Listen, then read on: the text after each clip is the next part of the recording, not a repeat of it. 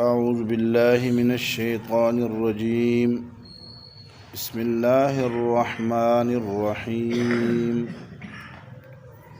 188 ولا تأكلوا أموالكم بينكم بالباطل وتدلوا بها إلى الحكام لتأكلوا فريقا من أموال الناس بالإثم وأنتم تعلمون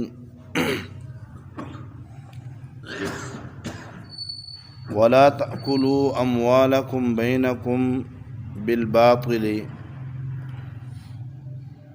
اور مت کھاؤ تم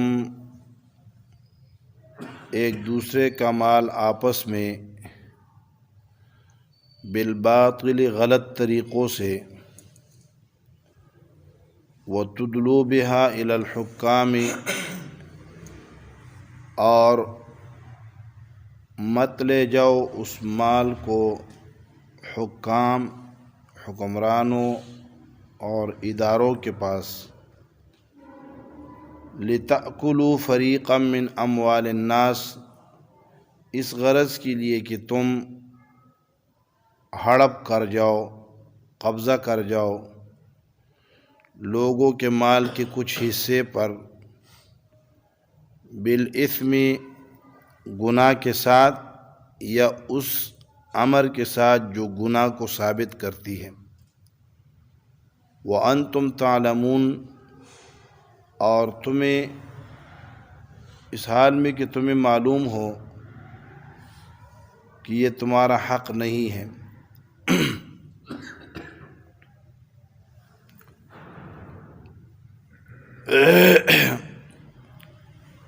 آیت نمبر 176 178 سے لے کر آیت نمبر 188 تک ان 10 آیات میں 4 امور کا ذکر ہے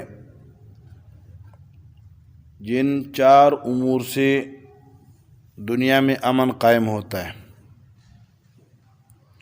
اور میں نے آپ سے عرض کی تھی کہ امن 2 قسم پر 2 چیزیں اگر محفوظ ہیں تو دنیا میں امن ہے، انسان کو امن حاصل ہے، اور 2 چیزیں اگر غیر محفوظ ہیں تو امن نہیں ہے۔ ایک انسانی جان محفوظ ہو، دوسرا انسان کا مال محفوظ ہو۔ یہ 2 چیزیں اگر محفوظ ہیں تو اس کا معنی یہ ہے کہ کیا ہے؟ امن ہے، اور اگر یہ 2 چیزیں محفوظ نہیں ہیں تو اس کا معنی یہ ہے کہ امن نہیں ہے۔ اصل مسئلہ جو اس سورت کے دوسرے حصے میں ہے وہ آگے آیت نمبر 190 میں آ رہا ہے وَقَاتِلُوا فِي سَبِيلِ اللَّهِ الَّذِينَ يُقَاتِلُونَكُمْ،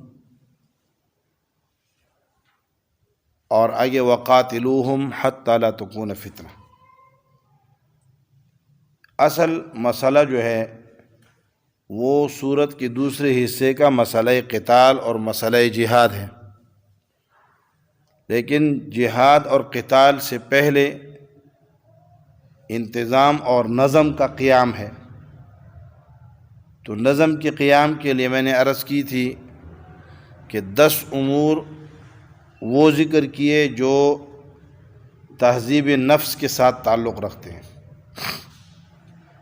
جس سے افراد سازی ہوتی ہے، جس سے افراد تیار ہوتے ہیں، اور 4 امور وہ ہیں جن سے معاشرہ تیار ہوتا ہے۔ جب معاشرہ بھی درست ہو گیا اور افراد بھی درست ہیں تو اس کے بعد پھر کیا ہے؟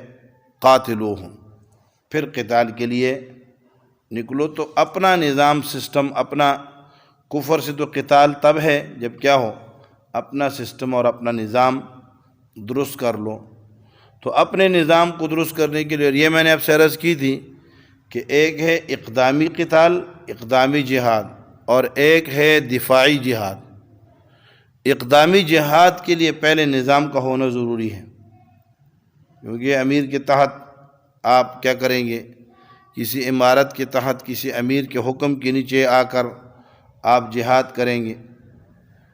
دفاعی جہاد جب آپ پر کافر حملہ آور ہو جائے تو اس سے پہلے کسی چیز کی ضرورت نہیں ہے، اس سے پہلے پھر نظم کی ضرورت نہیں ہے، ترتیب کی ضرورت نہیں ہے، اعمال کی ضرورت اگر ہے تو ہے، جیسے ٹوٹے پوٹے ہیں بس۔ پھر کیا ہوگا؟ پھر تو لڑائی ہی ہوگی جب کافر آپ کے دروازے پہ آ کے دستک دے۔ لیکن اگر وہ آپ پر حملہ آور نہیں ہوا، آپ کے ملک کے اندر داخل نہیں ہوا، تو اس وقت جب آپ اقدامی جہاد کریں گے، آپ کافر پر حملے کا اقدام کریں گے، تو اس سے پہلے 10 امور وہ جس میں 5 اعتقاد کے اعتبار سے عقیدے کے ساتھ تعلق رکھتے ہیں اور 5 اعمال کے ساتھ تعلق رکھتے ہیں، ان کا ہونا بھی ضروری ہے۔ یہ افراد کے اندر، یہ افراد جو ہوتے ہیں نا، افراد سے گھر بنتے ہیں اور گھروں سے معاشرہ بنتا ہے۔ تو جب افراد درست ہوتے ہیں تو گھر درست ہوتے ہیں، اور جب گھر درست ہوتے ہیں تو معاشرہ درست ہوتا ہے۔ جب معاشرہ درست ہوتا ہے تو پھر کیا ہے؟ نظام درست ہوتا ہے۔ اس نظام کے تحت پھر آپ کیا کریں گے؟ آپ آگے چلیں گے۔ تو اس میں 4 امور کا ذکر تھا۔ نمبر 1، انسان کا مال محفوظ ہو، اس کے لیے انسان کی جان محفوظ ہو، اس کے لیے ایک امر یہ بیان کیا ہے کہ اگر کسی نے کسی کو قتل کیا ہے تو اسے قصاصاً قتل کر دو، تاکہ یہ سلسلہ آپس کے اندر قبائلی لڑائیوں اور جھگڑوں اور فسادات کی طرف نہ جائے، بس وہی پہ رک جائے۔ ایک قاتل ہے، اس کے عوض میں ایک مقتول ہے، اس کے عوض میں قاتل مارا گیا، بس کہانی ختم ہو گئی، فل سٹاپ لگ گیا۔ اگر نہیں تو کیا ہوگا؟ قاتل کے ورثاء مقتول کے ورثاء اٹھیں گے، قاتل کے 2 ماریں گے، پھر قاتل کے ورثاء اٹھیں گے اور پہلے مقتول جو ہے اس کے خاندان سے 10 ماریں گے، اور پھر یوں یہ سلسلہ بڑھتا چلا جائے گا، تو دنیا بد امنی کا شکار ہو جائے گی۔ اس بد امنی سے بچنے کے لیے کیا کیا ہے؟ قصاص کا حکم دے دیے کہ بس ختم کر دیں۔ ایک آدمی نے قتل کر دیا ہے، اسی کو پکڑو اور قصاصاً اسے قتل کر کے اولیاء مقتول کو کہو کہ اب آگے تم نے قدم نہیں اٹھانا۔ تو اس سے ایک تو یہ سلسلہ بند ہو جائے گا۔ دوسرا، جب قاتل کو یہ اندازہ ہوگا کہ کل اگر میں نے کسی کو قتل کر دیا تو کل میرا بھی سر تن سے جدا ہو جائے گا، تو اس خوف سے اسلامی سزائیں جو ہیں، حدود اللہ جو ہے، یہ زواجر ہیں، اس سے ڈرانا مقصود ہوتا ہے، معاشرے پر دھاک بٹانا مقصود ہوتا ہے کہ کوئی جرم کے قریب ہی نہ جا سکے۔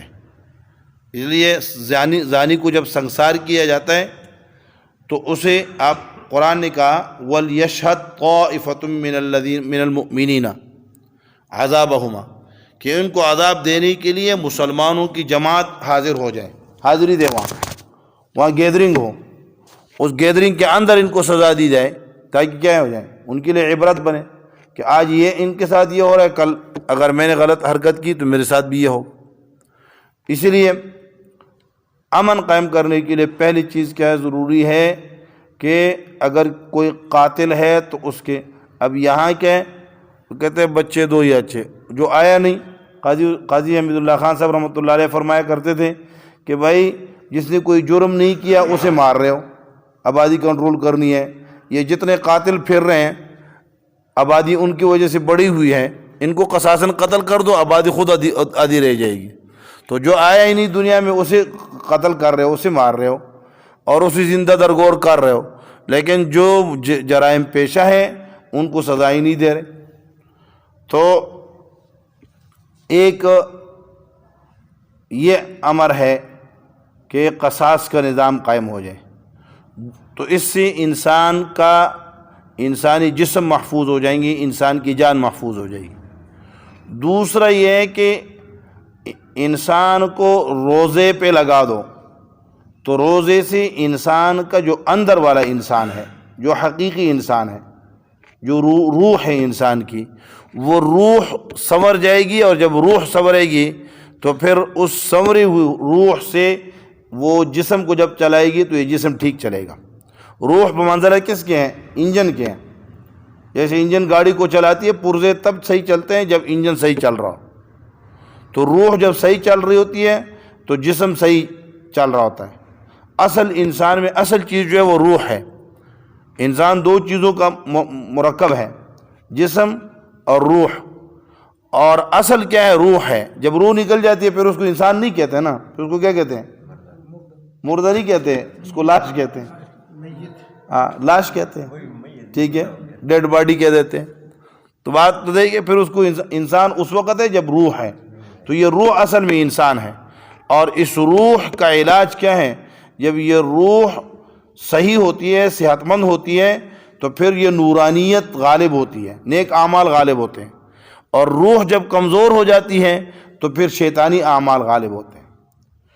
اور روح کی غذا اللہ رب العالمین نے کیا رکھی ہے؟ قرآن کریم کو رکھا ہوا، ذکر ہے، قرآن ہے، اس سے روح کو تقویت ملتی ہے۔ الا بذکر اللہ تطمئن القلوب، اے روح، قلب سے مراد کیا ہے؟ یعنی قلب جس کے اندر روح پڑی ہے، جس کے اندر حیات ہے۔ تو انسانوں کو امن دینے کے لیے پہلی چیز کیا ضروری ہے؟ قصاص۔ دوسری چیز روزہ۔ انسان کے مال کو محفوظ کرنے کے لیے پہلی چیز ضروری ہے کہ وصیت شریعت کے مطابق ہو۔ کوئی باپ جو ہے وہ مر رہا ہے تو وہ انفرادی طور پہ، ایک اجتماعی زندگی ہے، انفرادی زندگی ہے۔ انفرادی زندگی میں ظلم کر رہا ہے، ایک بیٹے کو محروم کر رہا ہے، دوسرے کو زیادہ دے رہا ہے، بیٹی کو محروم کر رہا ہے، بیٹوں کو دے رہا ہے۔ اس طرح کی اگر وصیتیں کر رہا ہے، زیادتیاں کر رہا ہے، تو اسے روکو، اور وصیت شریعت کے قانون کے مطابق کرو۔ مال اولاد کے اندر شرعی قانون کے مطابق تقسیم کرو، ورثاء کے اندر شرعی قانون کے مطابق تقسیم کرو۔ اس سے انسانوں کا مال محفوظ ہوگا۔ اور دوسرا طریقہ انسانوں کے مال کی حفاظت کا یہ ہے کہ حکمرانوں کو اور صاحب اختیار لوگوں کو، حکام کو، وہ رشوت نہ دو اور ناجائز طریقوں سے ایک دوسرے کا مال کو ہڑپ کرنے کی کوشش نہ کرو۔ آپ علیہ السلام کے زمانے میں دو آدمی تھے، ایک تھے امرؤ القیس ابن عابس کندی، اور دوسرے تھے ربیعہ ابن عبدان الحضرمی۔ ربیعہ نے امرؤ القیس کے اوپر دعویٰ کیا کہ اس نے میری زمین ہتھیا لی ہے، زمین پہ قبضہ کر لیا ہے۔ آپ علیہ السلام نے اس سے پوچھا کہ الک بینۃ، تمہارے پاس گواہ ہے؟ نے کہا لا، میرے پاس گواہ تو نہیں ہے۔ تو آپ علیہ السلام نے فرمایا پھر تو آپ کو قسم کھانی پڑے گی۔ تو وہ قسم کھانے کے لیے چل پڑا۔ تو آپ علیہ السلام نے فرمایا اما ان یحلف کاذبا، اگر اس نے جھوٹی قسم کھائی اس لیے لیأکل مالہ ظلما، کہ اس کے مال کو ظلم کے ساتھ کھائے، یعنی اس پہ قبضہ کر لے، تو لیلقین اللہ وہو عنہ معرض، کل قیامت کے دن جب اللہ سے اس کی ملاقات ہوگی تو اللہ اس سے منہ موڑ لیں گے۔ یہ آپ نے، اب چونکہ آپ علیہ السلام کے پاس بھی ایسا کوئی سسٹم نظام نہیں تھا کہ اگر کوئی آدمی غلط بیانی کرے اور کسی کی چیز لے لے، آپ کہہ دیں کہ نہیں آپ غلط بیانی کر رہے، اللہ اگر وحی کے ذریعے مطلع کر دیں کہ فلاں آدمی نے غلط بات کی ہے، وہ الگ بات تھی۔ لیکن اللہ نے، آپ جو بحیثیت حاکم آپ جو فیصلہ کر رہے ہوتے تھے تو اصول اور قانون یہ تھا، کیا سمپل سا مسئلہ ہے، یہاں کہتے ہیں آج تاریخ ہے وکیل نہیں آیا، اچھا جی، اگلی تاریخ ہے موکل نہیں آیا، اچھا جی، اگلی تاریخ ہے آج وکیل نہیں آیا جی، اگلی تاریخ ہے آج موکل نہیں آیا جی، آج اگلی تاریخ ہے مدعی ہے مدعا علیہ نہیں آیا، آج تاریخ ہے مدعا علیہ ہے مدعی نہیں آیا، وہ بیچارے کھپ جاتے ہیں۔ ہمارے علاقے میں نا یہ جو ابھی الیکشن ہوا تو وہاں ANP کا بندہ جیت گیا، تو جو PTI کا امیدوار تھا اس نے اس پر دعویٰ کر دیا کہ یہ الیکشن صحیح نہیں ہوا، دھاندلی ہوئی ہے. تو ہمارے ادھر ایک ساتھی ہے، وہ بہت ماہر ہے اس میں، یہ کیسز وغیرہ میں. تو وہ ANP والے نے اس سے پوچھا کہ بھائی کیا کروں. انہوں نے کہا بس 6-7 تاریخوں پہ آپ نے نہیں جانا، 8ویں تاریخ پہ آپ چلے جانا، تو 3-4 تاریخیں آپ کے وکیل نہیں جائیں گے تو ٹینور پورا ہو جائے گا آپ کو. تو وہ ویسی بھی تاریخیں لگتے لگتے جو ہے نا کافی عرصہ لگے گا، 3-4 مہینے تو تاریخ نہیں لگے گی. اس کے بعد جب لگے گی تو آپ 5-6 تاریخیں آپ شارٹ کر لینا شروع کے، وہ خود ہی تھک جائیں گے، کہیں گے یار چھوڑو گوری مارو. تو بات یہ ہے کہ یہاں یہ ہے، سیدھا سادہ معاملہ ہے. ہاں بھائی آپ کا دعویٰ ہے، جی آپ کے پاس گواہ ہے؟ نہیں ہے. قسم کھاؤ، قسم کھا لی ہے، تم جانو اللہ جانے. اور کسی کا مال کھائیے اللہ کے حوالے کر دو، یقین کرو اللہ جب انتقام لیتا ہے تو اس جیسا انتقام لینے والا کوئی نہیں. تو سیدھا نہ کوئی تاریخیں ہیں نہ کہانیاں ہیں. آپ علیہ السلام کے بعد مقدمہ ہے، دعویٰ کیا ایک بندے نے، اے اللہ کے حبیب آپ قاضی ہیں، چیف جسٹس ہیں، اور یہ نہیں ہے ادھر کیا ہے بھائی سول جج کے پاس جاؤ، پھر اس کے بعد سیشن جج کے پاس جاؤ، پھر اس کے پاس ہائی کورٹ میں جاؤ، پھر سپریم کورٹ میں جاؤ، پھر اپیل کرو، پھر دوبارہ سول جج کے پاس آ جاؤ، پھر یہاں سے چلو پھر سپریم کورٹ تک چلے. یہ کیا کھیل ہے؟ وہ ہمارے گاؤں میں ایک آدمی تھے، وہ ایک بات کرتے تھے، بات ان کی عجیب تھی لیکن بڑی معنی خیز بات تھی، بظاہر تو مناسب نہیں تھی.